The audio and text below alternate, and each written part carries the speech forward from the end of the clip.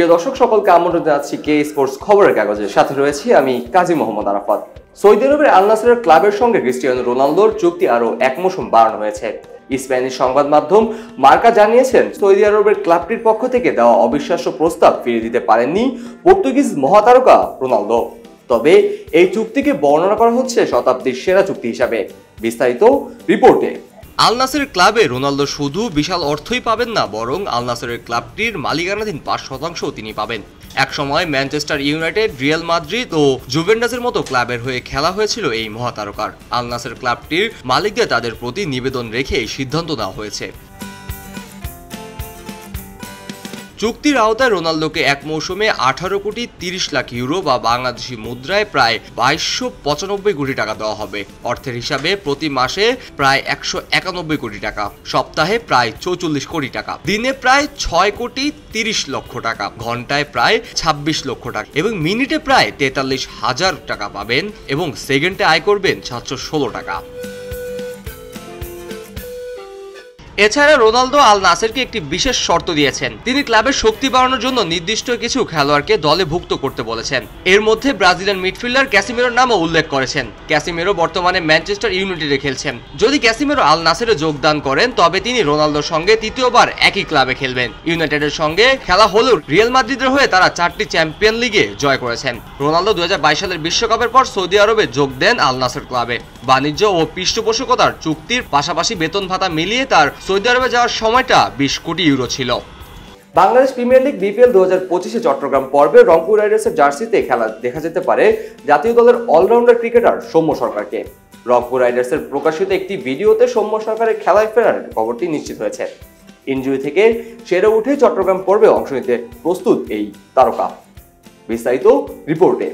চট্টগ্রামে আগামী 16 জানুয়ারি চিটাগাং কিংসের বিপক্ষে রংপুর রাইডার্সের জন্য একটি গুরুত্বপূর্ণ ম্যাচ হলেও সৌম্য সরকারের ওই ম্যাচ খেলা নিয়েও সম্ভাবনা কম রয়েছে। তবে জানা গেছে সবকিছু ঠিক থাকলে 23 জানুয়ারি দুর্বার রাজশাহীর বিপক্ষে মাঠে নামতে দেখা যেতে পারে এই বাঁহাতি ওপেনারকে।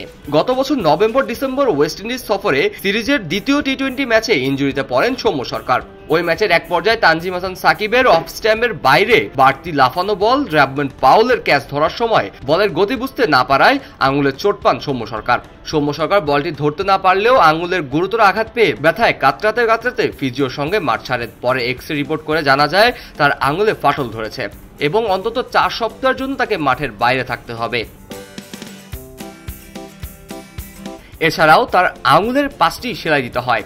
ফলে ওয়েস্ট ইন্ডিজের বিপক্ষে শেষ টি-20 ম্যাচেও তিনি খেলতে পারেননি এবং বিপিএল এর প্রথম অংশ তার খেলা হয়নি। ঢাকা পর্ব ও সিলেট পর্বেও তাকে দেখা যায়নি। তবে সৌম্য সরকার এখন পুরোপুরি সুস্থ এবং চট্টগ্রাম পর্বে রংপুর রাইডার্সের জার্সিতেও মাঠে ফিরতে প্রস্তুত তিনি। এদিকে বিপিএল এর বর্তমান দারুণ ছন্দে রয়েছে রংপুর রাইডার্স। তারা এখন পর্যন্ত 7টি ম্যাচ খেলে সবটিতেই জয় হয়ে টুর্নামেন্টের সেরা দলগুলোর একটি হিসেবে নিজেদের অবস্থান পোক্ত করেছে। বসুন্ধরা গ্রুপের মালিকানাধীন এই দলটি চট্টগ্রাম পর্বেও নিজেদের জয়যাত্রা অব্যাহত রাখতে চাইবে। সৌম্য সরকার মাঠে ফিরে আসলে তার ব্যাটিং ও বোলিং এর মাধ্যমে দলের জন্য বড় একটি অবদান রাখতে পারবেন। রংপুর রাইডার্সের জন্য বিপিএল এর শিরোপা জেতার পথে গুরুত্বপূর্ণ ভূমিকা রাখবে বলে মনে করছেন অনেকেই। বাংলাদেশ প্রিমিয়ার লিগ বিপিএল মানেই পাকিস্তান ক্রিকেটারদের বড় একটি উপস্থিতি, যা আমরা চলতি মৌসুমেই দেখতে পাচ্ছি। পাকিস্তান সুপার লিগ পিএসএল আসন্ন মৌসুমের জন্য ড্রাফটের মাধ্যমে তারা তাদের দল ছাড়াতে শুরু করেছে। বিপিএল এ বাংলাদেশি ক্রিকেটারদের খেলা দেখার সুযোগ পাওয়ায় পাকিস্তানি ফ্র্যাঞ্চাইজিগুলো তাদের ক্রিকেটারদের মাধ্যমে বাংলাদেশি ক্রিকেটারদের ব্যাপারে তথ্য সংগ্রহ করেছে। এই প্রক্রিয়ার অংশ হিসেবে তাসকিন আহমেদ এবং নাহিদ রানার নাম সুপারিশ করেছিলেন ফ্র্যাঞ্চাইজিগুলোর কর্মকর্তারা। বিস্তারিত রিপোর্টে।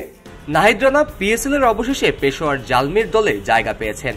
যদিও মুলতান সুলতানও তাকে দলে নিতে আগ্রহ প্রকাশ করেছিল, তারা শেষ পর্যন্ত নাহিদ রানাকে দলে নেয়নি।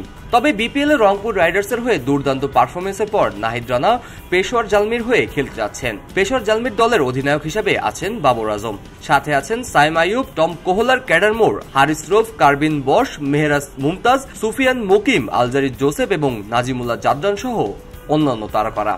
নাহিদ রানা এই সুযোগটি পেয়ে বেশ উচ্ছ্বসিত।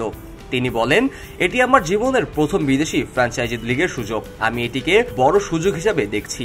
আমি বিশ্বাস করি এটি আমার ক্যারিয়ারে বড় পরিবর্তন আনবে। বিপিএল এর চট্টগ্রাম পর্বে দারুণ পারফরমেন্স করার পর নাহিদ রানা পিএসএল তার সেরাটা দিতে প্রস্তুত। তিনি আরো জানেন এটি আমার জন্য গুরুত্বপূর্ণ পদক্ষেপ এবং আমি জানি এই সুযোগটা যদি ভালোভাবে কাজে লাগাতে পারি তবে আমার পুরো ক্যারিয়ারই বদলে দিতে পারে। নাহিদ রানার জন্য এটি একটি নতুন দিগন্তের সূচনা, যা তাকে আন্তর্জাতিক ক্রিকেটে আরো শীর্ষ পর্যায়ে পৌঁছাতে সাহায্য করবে। তার দৃঢ় মনোভাব এবং প্রতিশ্রুতি তাকে একটি সফল ভবিষ্যতের দিকে এগিয়ে নিয়ে যাবে এবং এটি বাংলাদেশ ক্রিকেটের জন্য গর্বের বিষয়। কাজী মোহাম্মদ আরাফাত, কে স্পোর্টস, খবরের কাগজ। খবরের কাগজ, নিখাত, নির্ভীক, নিরপেক্ষ।